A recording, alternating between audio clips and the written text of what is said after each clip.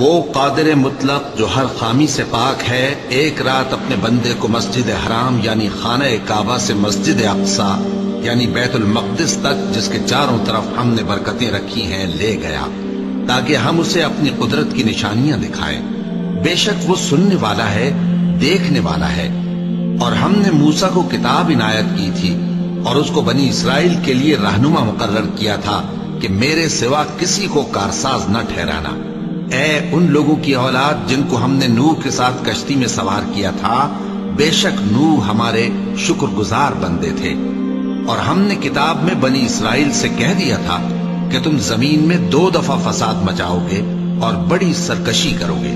بس جب پہلے وعدے کا وقت آیا تو ہم نے اپنے سخت لڑائی لڑنے والے بندے تم پر مسلط کر دیے، اور وہ شہروں کے اندر پھیل گئے اور وہ وعدہ پورا ہو کر رہا۔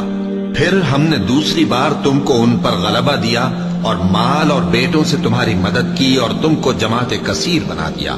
اگر تم نیکوکاری کرو گے تو اپنی جانوں کے لیے کرو گے، اور اگر اعمال بد کرو گے تو ان کا وبال بھی تمہاری ہی جانوں پر ہوگا۔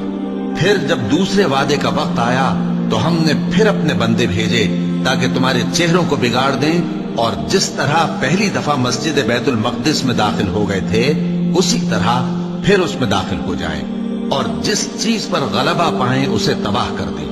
امید ہے کہ تمہارا پروردگار تم پر رحم کرے، اور اگر تم پھر وہی حرکتیں کرو گے تو ہم بھی وہی پہلا سلوک کریں گے، اور ہم نے جہنم کو کافروں کے لیے قید خانہ بنا رکھا ہے۔ یہ قرآن وہ رستہ دکھاتا ہے جو سب سے سیدھا ہے، اور مومنوں کو جو نیک عمل کرتے ہیں بشارت دیتا ہے کہ ان کے لیے اجر عظیم ہے، اور یہ بھی بتاتا ہے کہ جو آخرت پر ایمان نہیں رکھتے ان کے لیے ہم نے دکھ دینے والا عذاب تیار کر رکھا ہے۔ اور انسان جس طرح جلدی سے بھلائی مانگتا ہے اسی طرح برائی مانگتا ہے، اور انسان بڑا جلد باز ہے۔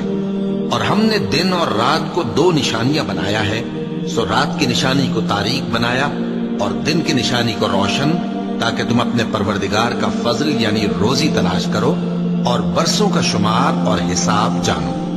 اور ہم نے ہر چیز کی بخوبی تفصیل کر دی ہے، اور ہم نے ہر انسان کے اعمال نامے کو بصورت کتاب اس کے گلے میں لٹکا دیا ہے، اور قیامت کے روز وہ کتاب اسے نکال دکھائیں گے جسے وہ کھلا ہوا دیکھے گا۔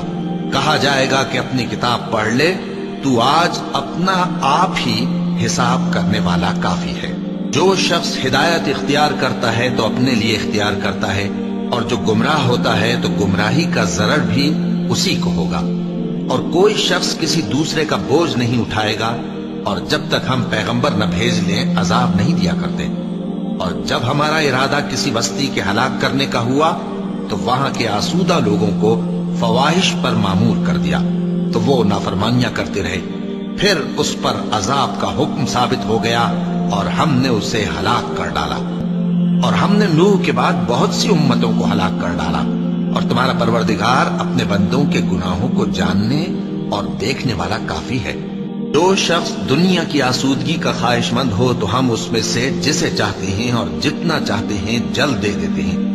پھر اس کے لیے جہنم کو ٹھکانہ مقرر کر رکھا ہے، جس میں وہ نفرین سن کر اور درگاہ الہی سے راندہ ہو کر داخل ہوگا۔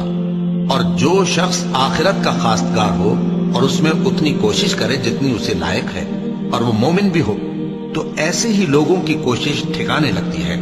ہم ان کو اور ان کو سب کو تمہارے پروردگار کی بخشش سے مدد دیتی ہیں، اور تمہارے پروردگار کی بخشش کسی سے رکی ہوئی نہیں۔ دیکھو ہم نے کس طرح بعض کو بعض پر فضیلت بخشی ہے، اور آخرت درجوں میں دنیا سے بہت برتر اور برتری میں کہیں بڑھ کر ہے۔